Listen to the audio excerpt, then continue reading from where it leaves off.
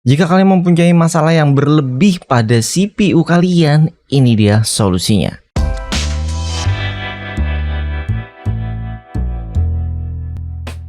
Dan ini dia ya, produknya datang dengan bubble wrap yang tipis, jadi banyak banget yang pinggirnya tuh ya. Jadi ini sampai terlihat ke dalamnya, kayaknya cuma 1 atau 2 lapis doang nih. Yaudah langsung aja ya kita buka, dan ternyata memang bener ya 2 lapis aja untuk bubble wrapnya. Jadi coba kita lihat apakah ada yang penyok ya di setiap pinggirannya, karena aduh ngeri banget sih kalau ngelihat dari bubble wrapnya, padahal belinya di official ya. Oke, jadi kita lihat di sini, oh ada sih sedikit penyok tapi nggak fatal sih, jadi masih bisa dibilang aman nih dia nih, penyoknya dikit doang ya. Oke, semoga nantinya di upgrade ya untuk bubble wrapnya ya. Dan ini dia tipenya water cooling dari Coolmoon, tipenya adalah Icemoon 240 ya, yang pasti sudah support ARGB. Dan di sini ada stiker atau kisi pasnya ya. Terus kemudian ada buku panduan dari Coolmoonnya yang lengkap banget di sini. Saya yakin sobat paham ya dengan berbagai metodenya. Dan untuk kipasnya di sini ada 2 macam kabel ya. Yang satu kabel untuk power kipasnya, kemudian untuk RGB-nya, dan di kedua kipasnya pasti sama ya.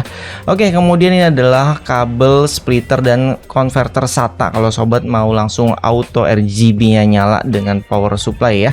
Jadi ada splitter semua lengkap ya kabel-kabelnya. Kemudian untuk bracketnya ya, ini juga lengkap, ada bracket dari Intel ya, jadi support untuk bracket Intel juga. Kemudian ini dia masih bagian dari Intelnya juga. Di sini kita udah dapat thermal paste ya bawaannya ya, tapi saya nggak pakai ini, saya pakai yang thermal greasy yang kemarin kita baru beli ya, yang Cryonaut. Dan ini dia untuk bautnya ya, dan radiatornya ada yang Intel, ada yang baut radiator. Terus ini AMD, ini sudah support AM5 juga, termasuk LGA dari Intel yang terbaru ya. Ini bracketnya juga masih bagian bracket dari Intelnya. Oke, dan itu adalah untuk yang ya pokoknya baut-bautnya lah ya. Oke, kita mulai buka ya. Untuk bagian ini banyak yang lupa, mereka nggak dibuka, dan ini adalah plastik ya. Jadi sobat harus buka dulu plastiknya sebelum dipasang nanti. Tapi nanti kita copotnya pas lagi mau dipasang aja ya, biar steril gitu. Oke, kemudian di sini juga kabelnya ada 2 ya, dan di bagian sini juga ada plastiknya ya. Nanti ini ada cahayanya muter-muter, keren deh. Terus dibuka dulu nanti plastiknya kalau sudah terpasang semua, biar makin kinclong. Dan ini kabelnya juga 2 sama ya. Jadi ada kabel power, terus kabel RGB-nya juga nanti. Oke, kemudian kita buka radiatornya ya. Ini heatsink dan radiatornya. Sobat bisa lihat di sini ya. Wow, keren banget. Jadi airnya itu nanti mengalir di sini, dan kita kasih kipasnya di sini ya. Nah, ini dia. Jadi airnya itu berputar dari prosesor ke radiator ini untuk didinginkan. Jadi nanti kalau ditaruh di atas harusnya madepnya seperti ini kalau casing kalian mau taruh di atas ya. Dan ini adalah setup lama saya menggunakan Ice Edge FS V2 ya. Ini masih 1 fan. Jadi di sini kita akan review sekalian 2 fan ya. Oke, untuk suhu idle-nya ini mungkin karena malam ya, jadi cukup dingin juga di 40 derajat, 9 ya. Di sini cukup dingin, hitungan segitu ya. Dan ini dia skor Cinebench-nya 11.000 dan single core-nya 14.000. Oke, kemudian kita akan tes dengan metode yang custom ya, yang pernah kita bahas secara detail di video sebelumnya. Jadi di sini singkatnya aja ya. Nah, ini dia. Ini sudah terpasang semua ya untuk yang dual fan ya. Jadi kita pakai fan custom AMD ditambah S-Cool-nya juga, dan keren kan? Jadi ada 2 ya. Nah, ini dia tampilan lebih detailnya lagi. Ini modifikasi iseng-iseng ya bagi sobat yang mau beli heatsinknya, cek deskripsi video karena saya jual ya. Oke, kemudian ini dia casing kita yang kita pakai untuk tes sekarang dari Infinity Nebula V4 yang kemarin habis kita review juga. Saya ingin taruh di atas, sayangnya nggak muat ya untuk S-Cool-nya.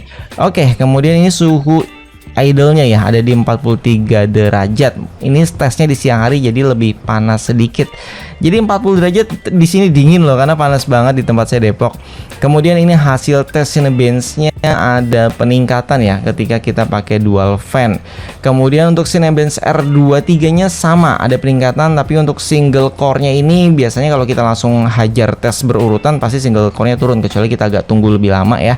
Oke, kemudian ini adalah skornya ya. Untuk Firestrike kita ambil angka yang 26.000, 33-nya aja sebagai acuan.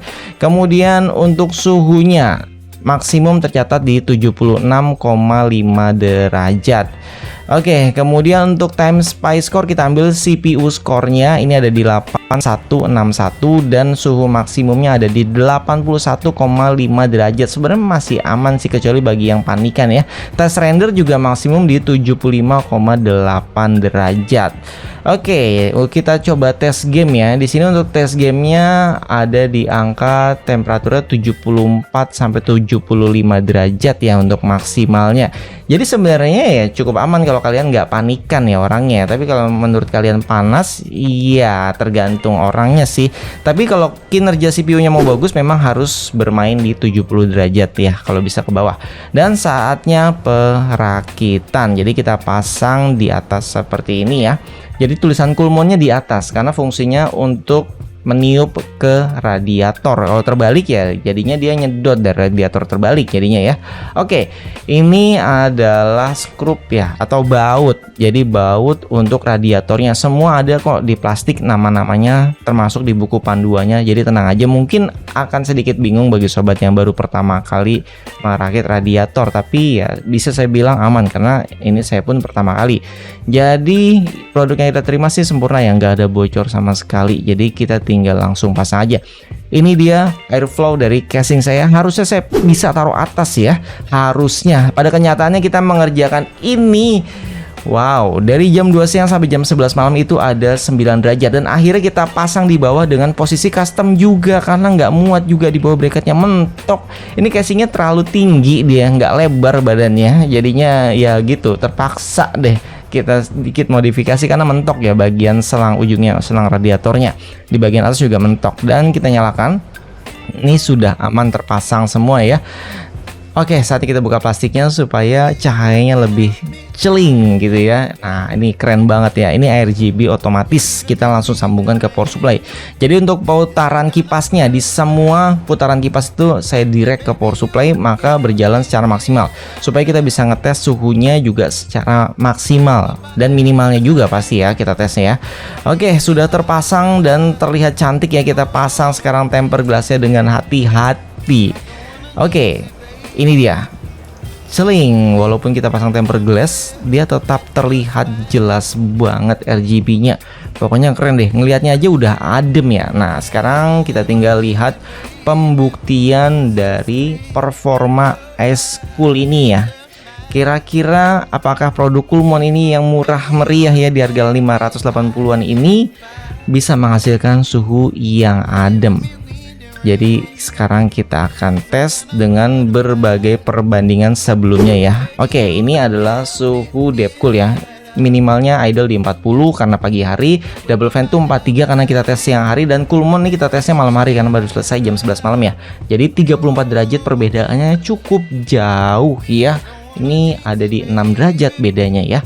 Oke, kemudian kita cek suhu di Cinebench R15. Di sini sobat bisa lihat ya, skornya dari before afternya itu ada peningkatan yang saya bilang lumayan ya.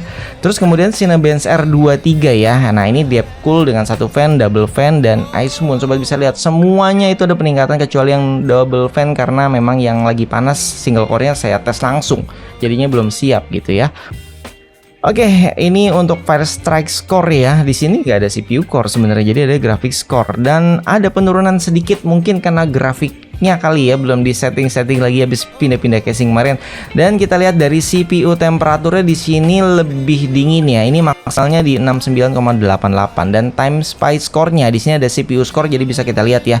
Ada peningkatan cukup signifikan ya. Ini berasa peningkatannya. Kemudian untuk suhu temperatur maksimalnya ada di 70,6 derajat, jadi lebih dingin juga dari tes sebelumnya. Kemudian kita tes game, ini dingin banget ya. Yang tadi maksimal 75 derajat ya before-nya, dan sekarang kita mendapatkan angka afternya itu ada di angka 65 derajat. Sobat bisa lihat langsung di sebelah kanan ya. Oke, jadi menurut sobat gimana hasil dari reviewnya? Apakah masih ada yang kurang? Mungkin bisa dituliskan di kolom komentar. Mungkin besok kita bisa lakukan tes yang lebih maksimal lagi berdasarkan request sobat. Yang pasti ini sih bisa dibilang temperatur killer ya, yang bisa menurunkan suhu bener-bener optimal banget deh. Jadi ini bisa membuat kinerja dari CPU kita maksimal, karena CPU clock saya bisa bekerja maksimal di 4650 MHz ya. Kalau temperaturnya di atas dari 70 derajat itu biasanya mulai turun ke 46, semakin tinggi ya 80 derajat mulai di 45, dan 90 derajat itu udah di angka 42 43 GHz. Jadinya untuk memaksimalkan memang sobat butuh cooler yang bisa menaklukkan suhu di angka sekitar 70 derajat, itu sudah bagus banget. Oke, bagi sobat yang mau beli cooler SH Mini FSV2 saya yang saya beli 3 bulan lalu ini ya, yang bekas review, silahkan langsung cek di kolom komentar.